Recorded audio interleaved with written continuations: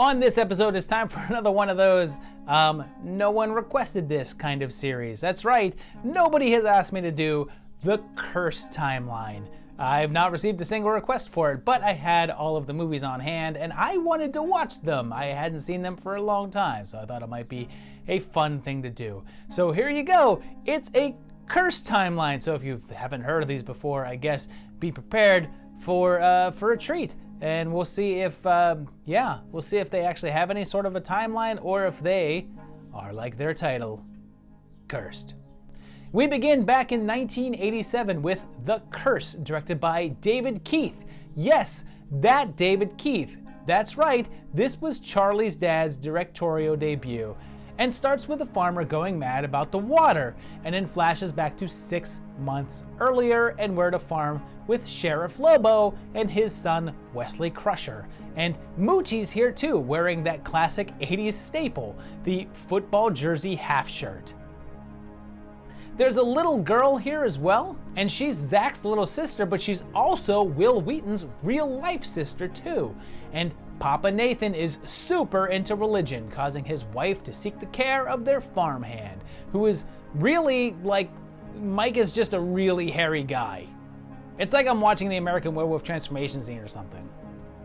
That night, a meteor crashes down, although it has a little bit of help from this big old crane arm or whatever over here. And yep, if you're familiar, this is an adaptation of Color Out of Space, the H.P. Lovecraft story, and represents the second film version of the story after 1965's Die Monster Die.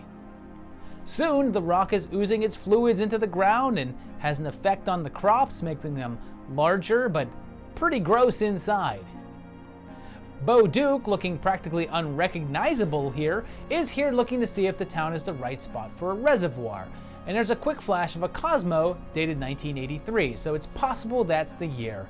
And most of the interiors of the film were shot in Rome. And here's a fun tidbit. Lucio Fulci is listed as an associate producer on the film and apparently also did some second unit directing. And I like to think that he shot all the scenes with Sophie. The animals start to lash out and Mama starts to get infected, showing lesions on her skin, and they drag her away, with Claude making sure to get himself a couple of handfuls. And things escalate and Mom becomes this thing. And yeah, HD isn't doing his effects any favors. It soon spreads to all of the family, and does Cyrus ever wear another shirt? It's like they were afraid if they had him wear something else, the audience wouldn't know who he was or something. Finally, in the last 10 minutes of the movie, we finally get a good look at the calendar that's been on the wall the entire movie, but just out of focus. And it looks like it says that it's 1986, so that's what we're going with. And Willis shows up to save Zach while the house falls apart, and they kill Cyrus.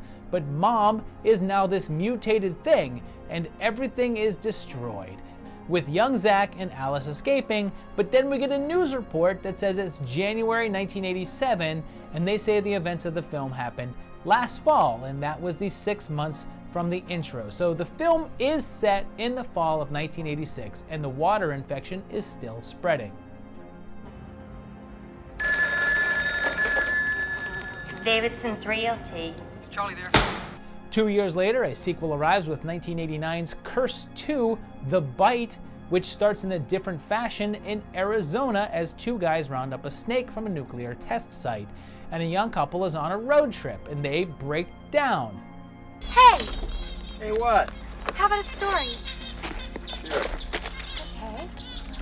I was having an incredible dream. So did I. I want to make a statement here for the record. I don't want to hear your dreams.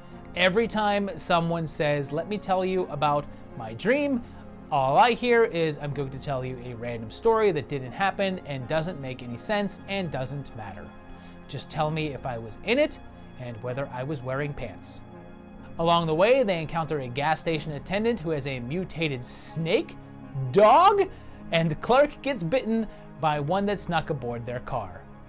Klinger's here, as is Mr. Frome, and Clark begins to feel funny, lashing out, while J.B. Farr hunts them down while banging trucker ladies along the way.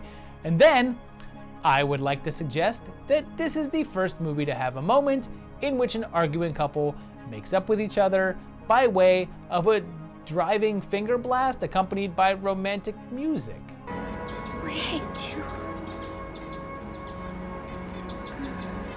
Pretty soon, his hand is looking like some sort of snake thing attacking police, and then it grows a freaking eye, leading up to him cutting it off.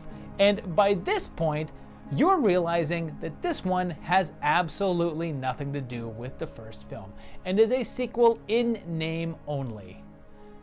Clark ends up with a family that has an accent that's definitely real and not made up. Don't see what all the rush is. Your man could do with a little rest. And has his hand grow back, and he passes the point of no return in some cool transformation effects. And he erupts into a bunch of snakes and slithers after her, forcing Lisa to kill him. But his whole head splits and a large snake emerges with effects by Screaming Mad George. But Harry blows its head off with a shotgun. There is no real clear date in this one, so we're gonna go with Real Time 89. That was followed up 2 years later with 1991's Curse 3 Blood Sacrifice, also called PANGA, and was directed by Sean Barton, his only directing gig. We're in East Africa in 1950, and there's an American couple here, including the Lost Three's Company girl, the one who wasn't Chrissy or Terry. When Elizabeth and her sister Cindy interfere with the sacrifice of a goat, the witch doctor hits them with a curse, which may be the first time in the whole series that the title actually fits the content. The curse causes Liz to have issues with her unborn child, so Christopher freaking Lee pops in, the class disjoined up a bit, sporting an ice cream suit. And later, Cindy and her boyfriend are attacked on the beach by someone with a panga, which is one of these big machete things. Jeff is the next to get bumped off, which causes Liz to have an unusual breakdown.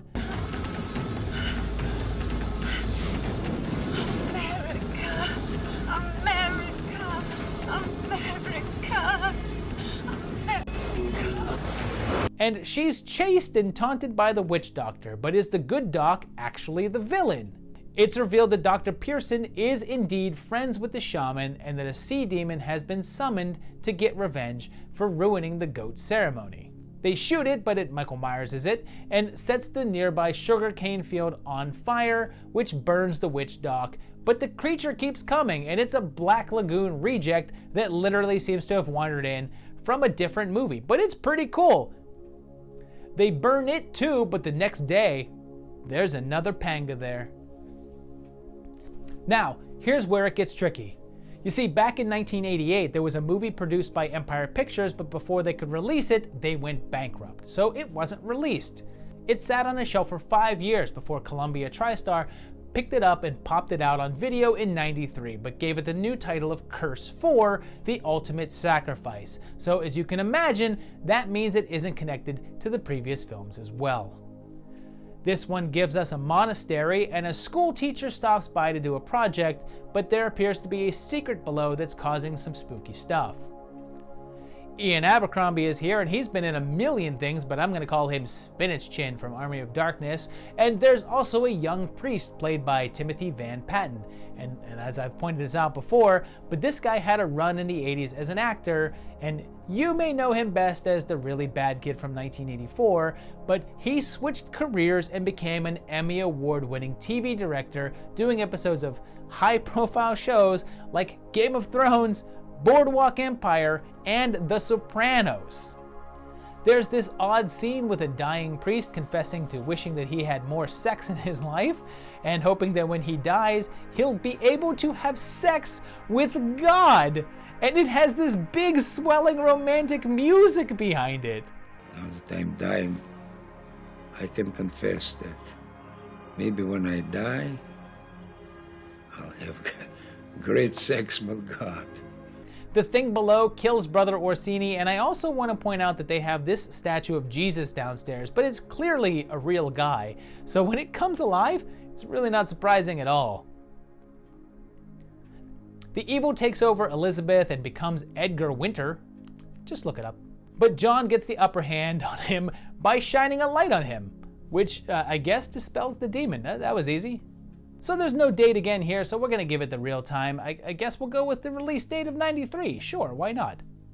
So there you have it. It's 4 movies that do not have any sort of timeline or continuity whatsoever. They are not connected. This is just another one of those anthology series that enjoyed a title and just kept out putting out movies with that same title and another number after it.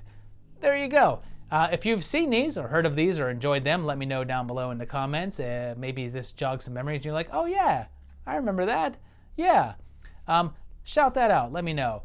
If you enjoyed the video, hit that like button. If you like what you see on the channel, of course subscribe to it and hit the bell if you want notifications of when new videos come out. And please check out my Patreon page at patreon.com/movietimelines. These guys over here are my patrons. They're awesome. They help support this channel, and you can do that as well. But if you want to, you could just keep on watching the videos. That supports also, and I'll see you very shortly for another great one. Thanks a lot, guys, and bye-bye.